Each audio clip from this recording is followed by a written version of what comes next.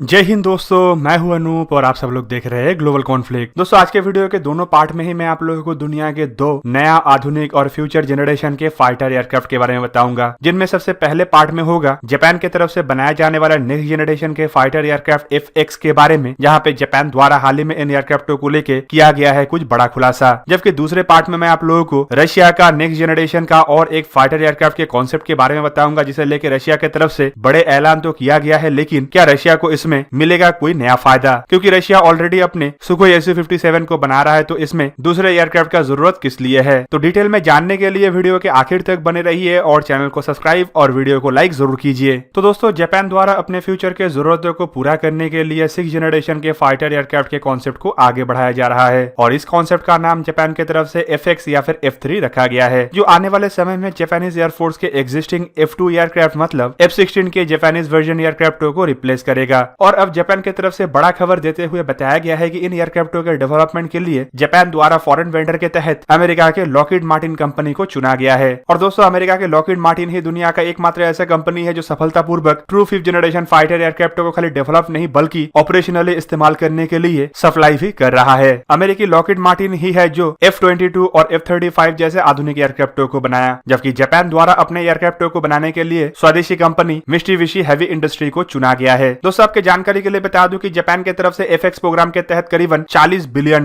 खर्चा करना है, जिनमें एयरक्राफ्टों के डेवलपमेंट से शुरू करके एयरक्राफ्टों के प्रोडक्शन और एयरक्राफ्टों के सप्लाई तक शामिल है। दोस्तों, अमेरिकी कंपनी लॉकहीड मार्टिन के अलावा अमेरिका के कुछ अन्य कंपनी भी जापान के इस प्रोजेक्ट में भागीदार होने के लिए ऑलरेडी पेशकश कर चुका था, जिनमें बोइंग के अलावा नॉर्थेप गोरेमन तो ऑलरेडी शामिल ही था, जबकि ब्रिटिश कंपनी BAE सिस्टम और रोल्स रॉयस भी जापान को मदद करने के लिए अपना ऑफर का पहले ही पेशकश कर चुका था। दोस्तों, जापान के ये FX प्रोग्राम जापान के लिए कितना महत्वपूर्ण है, ये 30 अक्टूबर के दिन जापानीज प्राइम मिनिस्टर के बयान से ही पता चल गया था, जब उनके द्वारा FX प्रोग्राम को ज्यादा प्रायोरिटी देने का बात कहा गया और ये भी कहा गया कि ये अब जापान के लिए एक प्राइम फोकस होगा। जापान का ये नया एयरक्राफ्ट F-35 के साथ सप्लीमेंट के तहत भी इस्तेमाल होगा, जबकि जापान अपने एयरफोर्स के उन्नतीकरण को भी आगे बढ़ा रहा है। जापान की तरफ से बढ़ते हुए चाइनीज और नॉर्थ कोरियन थ्रेट को देखते हुए ही अपने एयरफोर्स को मजबूत किया जाएगा। एयरफोर्स को मजबूत करने के साथ साथ जापान द्वारा अपने एयर डिफेंस सिस्टम और अन्य इक्विपमेंटों को भी मजबूत किया जा रहा है और इसके लिए 2021 के बजट के तहत जापान द्वारा करीबन $55 बिलियन